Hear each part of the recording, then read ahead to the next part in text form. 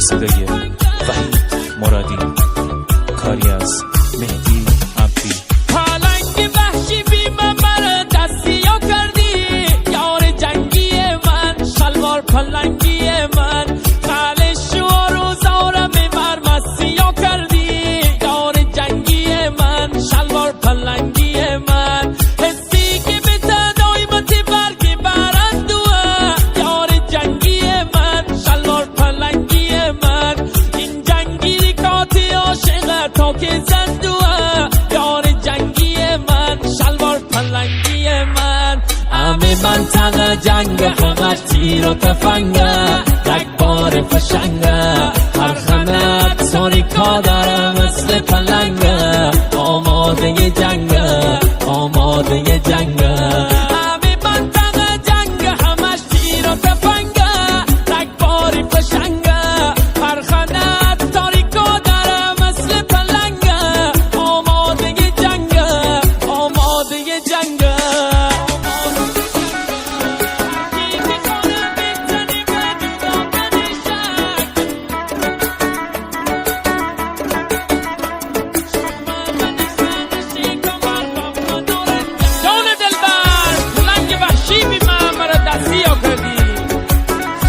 و روزارم ببر مسیح کردی، یادش بخیر.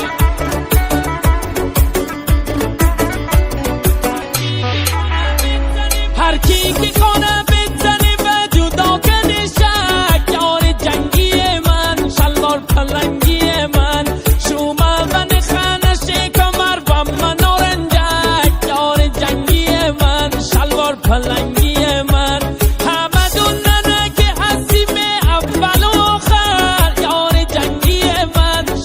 پلنگی من کسش دست رک زمان نکندی باور، یار جنگی من، شلوار پلنگی من.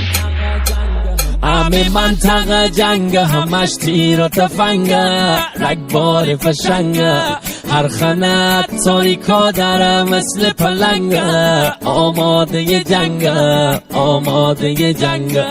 همه منطقه جنگ همش تیر و تفنگه، رگباری فشنگه، هر خنت ساریکا داره مثل پلنگه، آماده جنگه، آماده جنگه.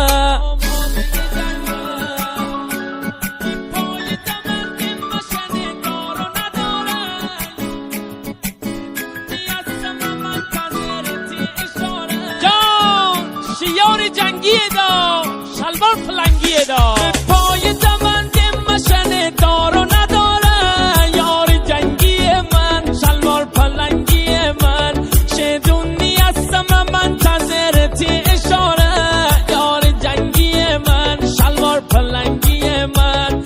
حتی رنگره به اسم غیرت خالی خوره، یار جنگی من، شلوار پلنگی من، همتی پیش بوری من قسمت تناب داره، یار جنگی من، شلوار پلنگی من. همه منطقه جنگ فقط تیر و تفنگه، رگبار فشنگه، هر خنت ساریکا داره مثل پلنگه، آماده جنگه، آماده جنگه.